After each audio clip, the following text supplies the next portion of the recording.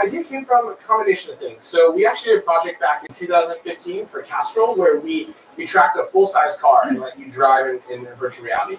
At the time, technology wasn't caught up. VR headsets were kind of old school, and our tracking tech was good, but not good enough to drive in like an actual closed course. So when we got an opportunity to work with Intel, and they mentioned, hey, we want you to do a project that uses VR and uses Intel NUCs, we were like, let's revisit the idea from back in the day. But we've always wanted to make essentially virtual reality Mario Kart, so we're like, let's do it now. So the actual tech for this is a kind of multi-stage process. First, once you have the track all sorted, we need to figure out how to track a go-kart in the space, right? In that case, we reached out to a company called BlackTrax, and they developed IR motion capture cameras that work really well at long distance. So we positioned 28 cameras. Engineering. So, so we could end up running all around in this place and no one actually is here, but we see each other, whatever. Yeah, crazy example. Let's see some other examples. I go back to the presentation.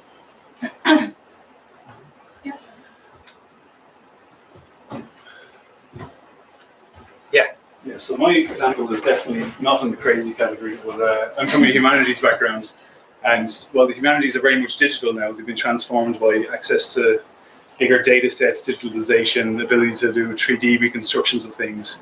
But at the very core of learning within humanities are still texts, historical texts, canonical works. Version of Walden, which is one of Thoreau's most famous work, in which the annotations of scholars, which is part of the critical apparatus of a scholarly edition, are presented within sort of a social environment in which the students and the readers can comment with the original scholarly annotations and with each other and communicate in that form. And it's a sort of form of peer learning, a form of social interaction. And it's been very successful. It was developed by the State University of New York, where they've developed classrooms around this and use it at workshops. And it sort of it breaks down a bit of the barrier between the scholar and the learner. And I think, for me, that from my perspective as someone who's worked in a very text-focused environment, I think this is a very interesting in terms of data enhancement. Okay. Sorry. Maybe the example from the card was not so crazy because there are some examples that use virtual and augmented reality in educational courses or programs. I came across one at Utrecht University at Geosciences, where they do a lot of outside field work. They go around in cities and in the field to look at landscapes or cities and how they are formatted. And they have a lot of data available, of course, from Geosciences, but not in real time when they walk through their excursions. So to make the life of the teachers a little bit more easy, they initiated a project which uses augmented reality, so basically a layer over the reality that you see, to enhance their excursions and to enable teachers to incorporate data, so from what kind of soil is used, or what kind of prices of houses are there, or the historical setting of the city or the landscape was there before being implemented. Another example, not about augmented reality, but maybe a result of digital education, is in engineering and design, industrial design, where a teacher at Twente University thought that the manual skill of sketching was falling a little bit behind. A lot of students in engineering now use these programs, digital programs, to design and to create things, but the actual manual skill was being a little bit peer feedback on how they're sketched, and to have multiple versions of actual sketches and to learn from this. And they implemented it in their curriculum to enhance the actual manual skill of sketching. And I think it's data-driven because a manual sketch is skill. So I think that's also a nice example in Twente, which they developed. Okay.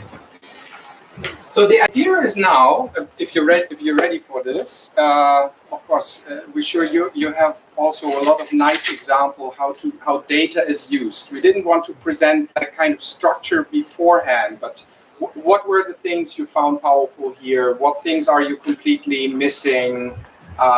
So we just give a sheet of paper around, and you can fill in one example. We just give you like about 5 minutes to think about your most.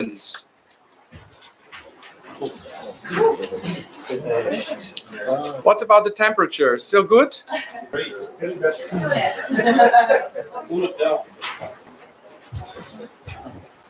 Ja, ik moet even een trein halen. Dus ik ook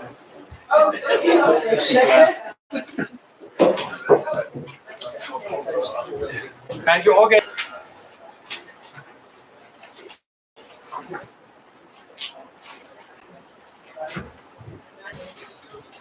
So, okay, 5 minutes.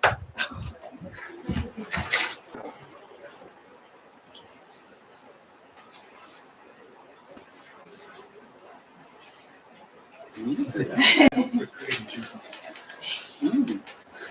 think so? Creativity.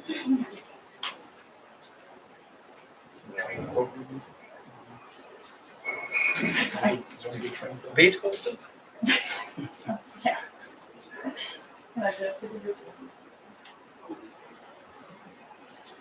No.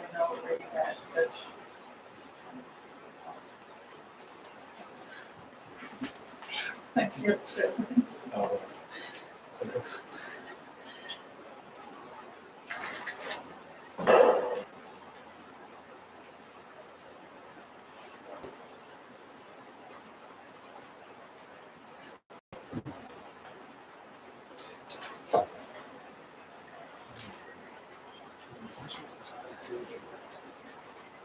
Okay.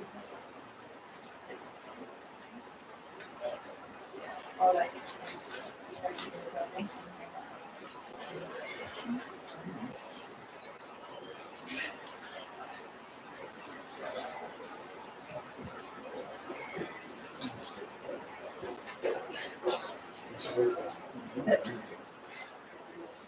I think we should get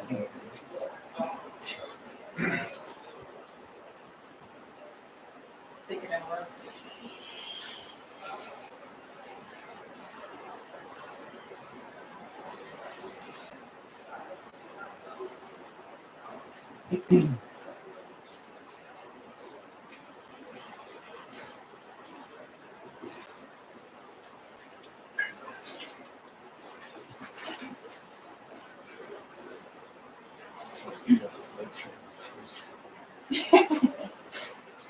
Very interesting material.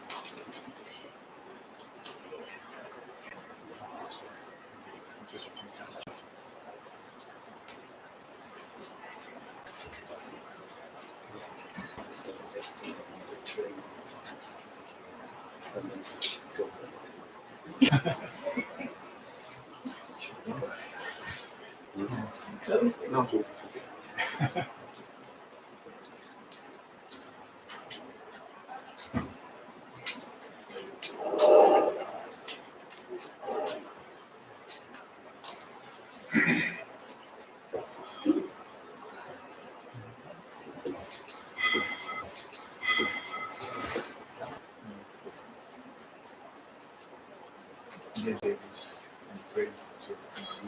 Well, let me point out a challenge, and this is related to Carl's talk earlier. So a while back, I gave a presentation on the use of VR in education at PAVO Center, so it's Right. professional education for teachers. And at the end, the audience basically responds, "We would like to embrace change." The problem is that if we're going to apply for a position, and we say these are the new ideas that we would like to implement in the school system, we're not going to be hired. And if we say this is the way the examples that us scientists come up with will not automatically be implemented, and even if it can be implemented, how are you going to change the But I'm going to leave it at that. Okay. I take. Here, the question is whether this is yet another scientific, innovative idea, and what does it take to actually change the education system? And are those who are leading that education system actually willing to embrace those silly, innovative ideas. Yeah. I see now is that there are some successful projects in universities being developed, and it's a challenge to make it sustainable. But for successful projects to succeed, I see now that building on communities is really working. For example, in the medical domain, they're developing this open educational resources platform for anatomy because these encyclopedias are really expensive. And they're really building on the community to make it a joint effort.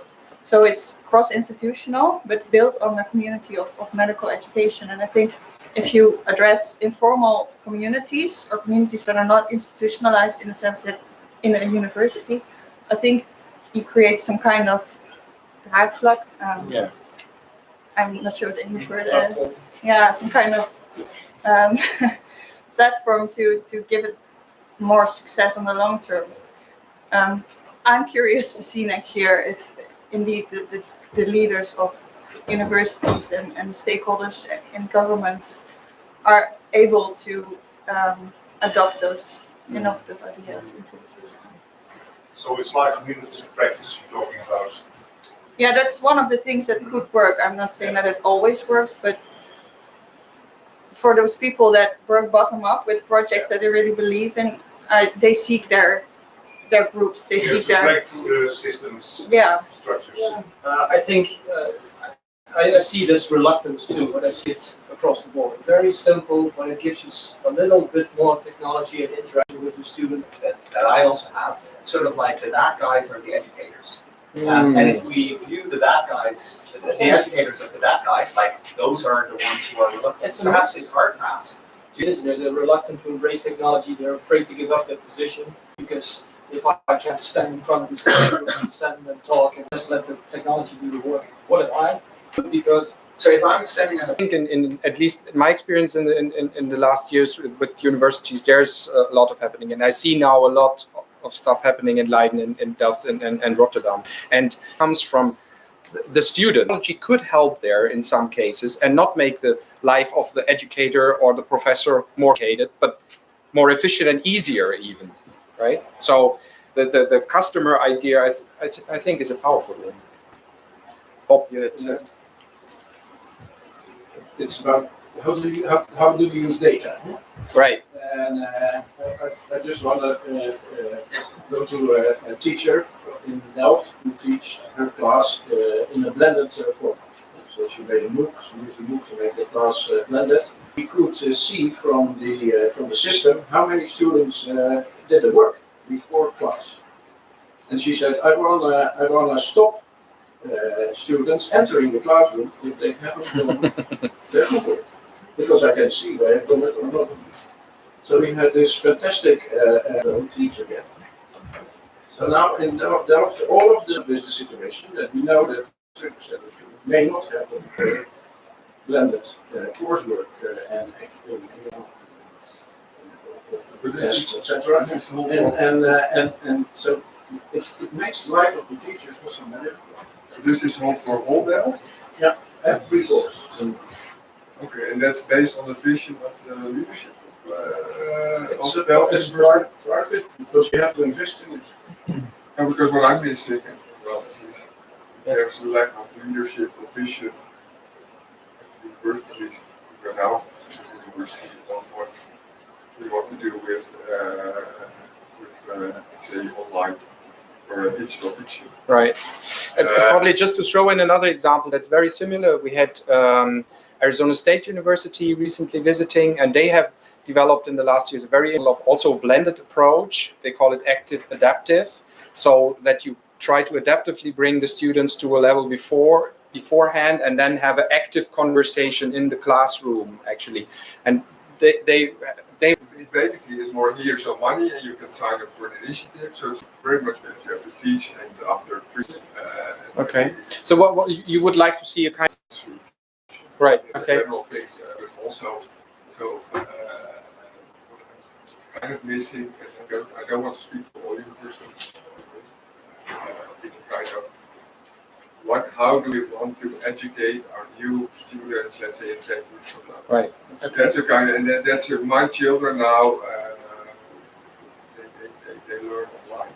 Or so my my youngest, my oldest had to, geography, she had to bring it back home. Now I understand that my older children learn that in class, on their tablet or on their, so it's changing very rapidly at the bottom. Yeah. And that will be our students from 10 years from now. Right. How do we I handle? don't feel that there's sufficient acknowledgement. Other examples, there's one from the back. Like in the of marketing, where I work best, incorporate a lot of tools with data analytics, with things which make teaching in classes, for instance, more easier. And it takes a lot what they can do with certain tools just now. So Right. that means divisional education, definitely, because otherwise you don't do what you actually do. But as soon as I try to implement something new, and nobody to really make a turn. And, Okay. But in the end, I mean, we don't do a bad job, I think, in other universities as well, because we really go down in that way. Okay. And Okay. Nice example. So I don't know, they do already, it's a tool which helps you okay. set assignments, and then you see how many of your students have done that, and you can play with that and all this kind of stuff. Just throwing in another thing. I did a similar workshop in Frankfurt last week, and there the discussion went into the direction. Yes, and we have a lot of data about the teachers actually. So they have. So, what do you think about this? But so far we only evaluate how the knowledge stuff impact. Okay. Marks and We're not allowed to share that. By the way, we have GDPR undertaking. you can make it anonymous, etc., etc. But Yeah. so it's a big, much more higher than the education work. And I think that is a challenge. And our institutional systems, like how do you get money for your work, it's all research-based and it's not education. And I think that is a big, it hinders a lot for teachers to be innovative because they want to minimize the effort on education and optimize for research. And I think that's the biggest challenge in our university system, to take that away. Okay. Just consider. One for Yeah, sure. I went to, I think 2 years ago, to a conference about virtual reality. And they had a lot of companies that were making like serious games to teach people skills. So one of them was machine assembly, because if their new employees mess up, it costs a lot. So they teach. We have two choices now. You have a choice. Either I take 5 minutes to present you my first thoughts on a kind of structure, probably how to do this more systematically, or we go to the coffee break. Who wants to see some slides? Very good. I take the 3 votes as sufficient. Yeah, looking for structure. Yeah, how to start this? I mean, not take because definitely we need to think about when we want to enhance things. What do we want to enhance? So are we talking on skills? Are we talking on knowledge level? What kind of knowledge do we want to enhance? And we definitely can use different levels of enhancement. I mean, just a simple example to enhance factual knowledge remembering. Of course, you can use digital tools to do that.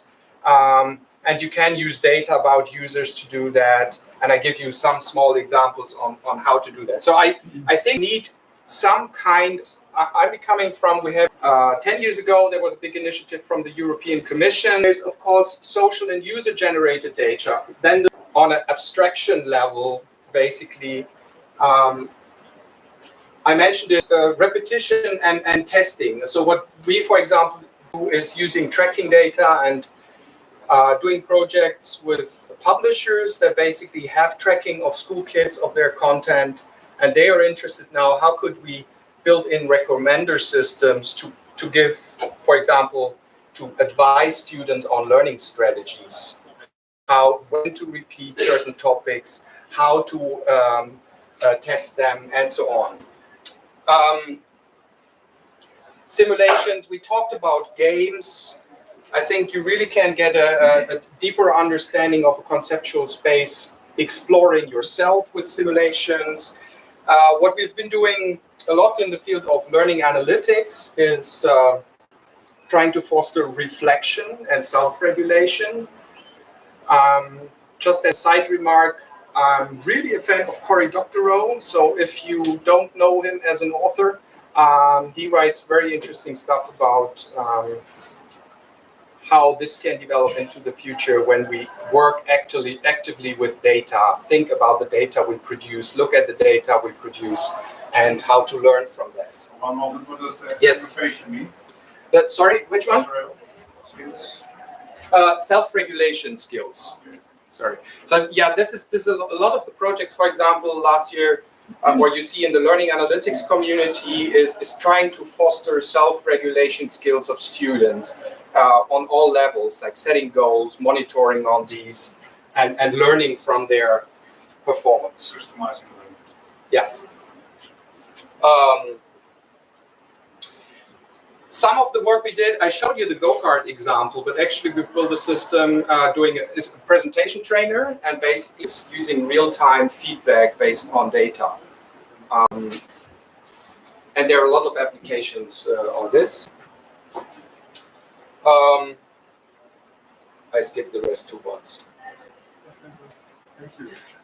So these are just some first ideas on what you can do. So important message is, I think we need to agree on a kind of what do we want to enhance.